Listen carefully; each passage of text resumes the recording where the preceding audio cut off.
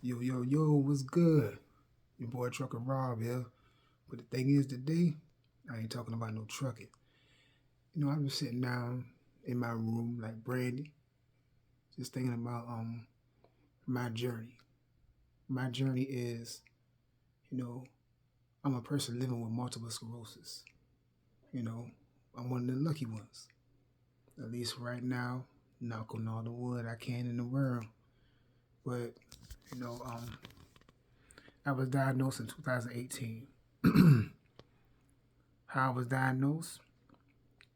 I was driving my truck going towards Atlanta, and the next thing you know, lucky for me, I was coming up towards Truck Stop Boulevard.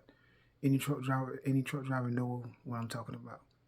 If I remember right, because I ain't been on the road in a minute, that was around about exit 201, 201 coming off 75. If I remember right, coming off 75. But like I said, I'm going towards Atlanta. It's been a minute. I ain't been on the road in a little second. But you know, I felt something was weird, you know, and I just knew you know your body, you know, and so I said something don't feel right, man. I just don't feel right. So as soon as I pulled into the truck stop, I was able to pull into the truck stop, set my brakes, went inside. I just knew something was wrong. Thing is, I couldn't speak. I could barely walk, and one of the cashiers was like, "What's wrong? You all right?" I was like, "What's wrong? You need to sit down or something?" I was like, then she was like, you don't look right. You need me to call the ambulance or something? And I was like, anyway, make a long story short with that, they took me to the hospital, and that's a super long story, so I'm gonna try to make it as short as possible. When they took me to the hospital, about 2 days later, it's like the doctor came in my room because I was in the hospital for like 6 days.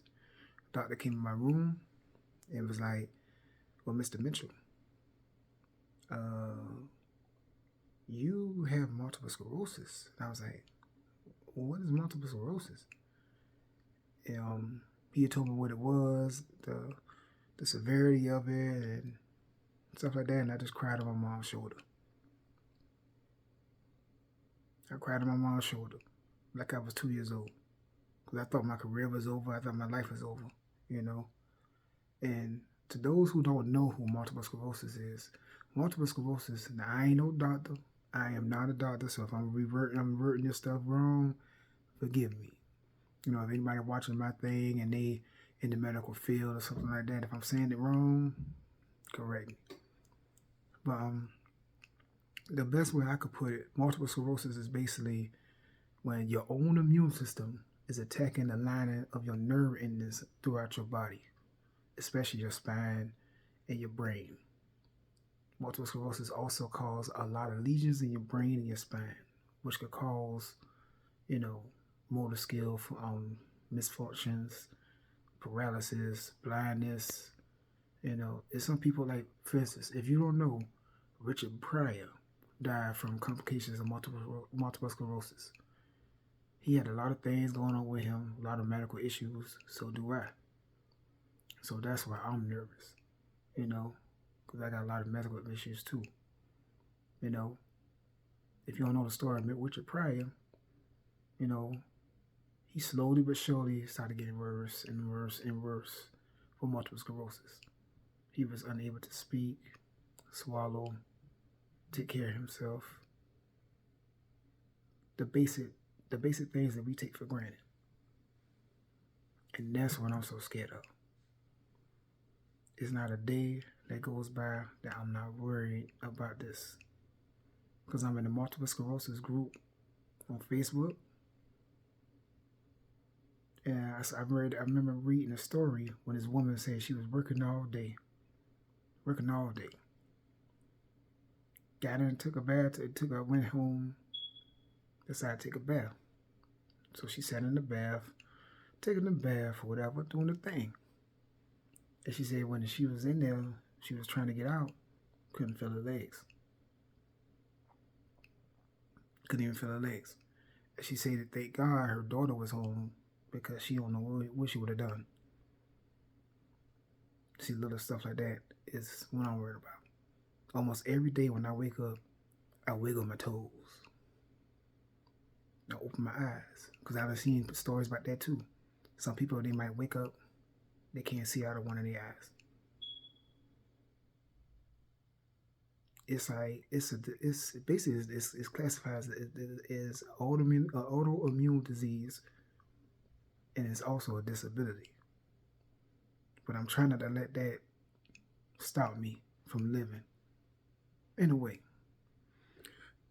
excuse me. Now I do know that I have limitations. One of my limitations is working like I want to work. Because my doctor told me, he was like, well, I strongly suggest that you don't overexert yourself and don't stress yourself.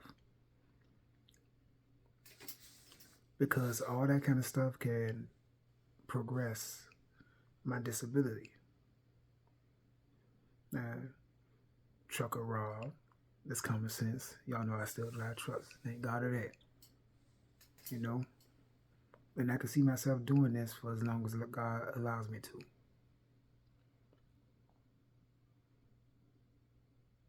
I mean, it allows me to be able to take care of my kids, take care of myself. Now, I'm just a company driver. I'm afraid to take that leap because multiple sclerosis is just so, you just don't know, man. And like I even told my kids this, I was like, sometimes you got to take that leap. Sometimes you got to jump off the ledge and hope you fly. But the thing is, I told my kids I'm afraid to take that leap because if I jump and I fall and crash, I got to pick them up. And see, my thing is, by me going through a divorce,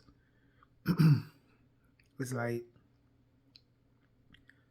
I got to also pick them up, and my money ain't like it used to.